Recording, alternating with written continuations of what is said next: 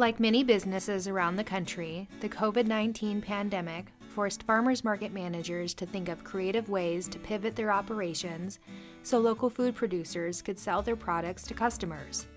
This was true for Samantha OBrien, founder of the OHara Commons and Sustainability Center in Hamilton, Montana, a nonprofit that oversees a Wednesday afternoon farmers market from June through September.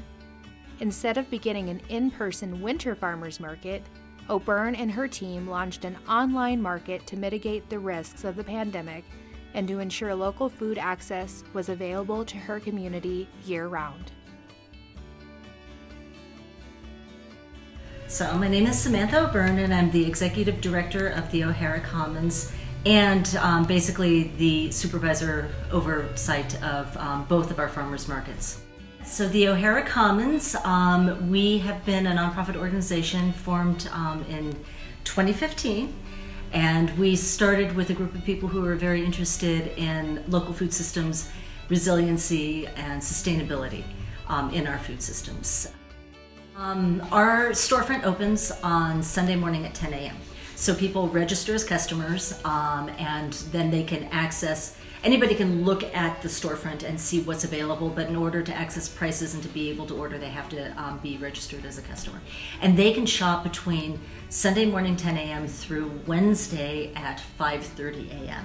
And those times were dictated through conversation with our producers. And so they confirm their order, and at 7 o'clock Wednesday morning, all of our producers get a pick list, so they know exactly what they've sold. And then they have all of Wednesday until Thursday at 11 o'clock to bring their product to OHara Commons Distribution Center. Thursday morning, volunteers and employees arrive, and we start packing boxes. And we have a couple vendors that, for example, Lifeline Dairy, they supply us the storefront with milk. And in order to get the freshest possible milk, we actually have to pick that up at 12:30 because they bottle on Thursday mornings. So we make exceptions if we need to, but we have everything packed and ready to go. Everything is laid out and packed in order of the cold chain control. So we make sure that dairy and milk stay refrigerated up until the point in time of pickup. And customers are able to come and pick up between 3 and 5:30. And then that's Thursday, pickup is done by 5:30. We have a secondary pickup on Fridays between 11 and 12, just for the people who have things that come up. We really want to make this convenient, and we really want to make sure that people don't feel uncomfortable if they miss the pickup deadline, because that can be inconvenient. We all have lives. So Friday we actually go through, and one of the things that we have to do is we have to weigh certain items. So we have to weigh, say, cabbage and meats. So we have those weights written down on all the invoices that are on the boxes.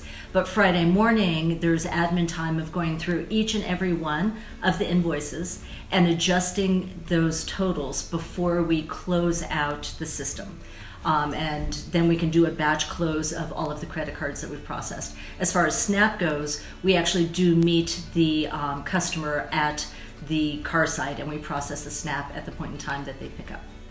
So through the online market, it has definitely benefited our outreach to SNAP participants, and our SNAP and double SNAP access has, I would like to say at this point in time, tripled if not quadrupled, because one of the things that we identified through CFAC that we were able to do, and it all came out of all of the work that we were doing, we are now able to partner with vendors, farmers, who don't have the equipment or the access to process SNAP, and so we're actually able to help implement CSA programs through our resources, and we can share them with fellow farmers. So that has really increased SNAP and double SNAP. We respect vendors' costs, and we can have multiple vendors offering the same item, and we address this in our onboarding letter with our vendors. They set their cost, and then we add to their base a 30% fee. And it's one of the points of mentorship that I most appreciated from one of our vendors who had experience with this program. And actually several vendors, they were adamant. They said, do not undercharge for your services, because if you undercharge for your services, this will not be sustainable. And in order to respect all of the funding and all of the time and all of the resources that have gone into this, I did that. And so I added what is considered to be a conventional grocery store percentage of 30%. And all of the vendors know that on their base price there will be a 30% increase, and that pays for our overhead and our admin and our time. So yeah, so we send them the onboarding letter, they get all of the information laid out there, I set up all of their products for them, then they are invited to to the platform, and thereafter they very, very quickly learn how to add their inventory every week. It's a very simple process.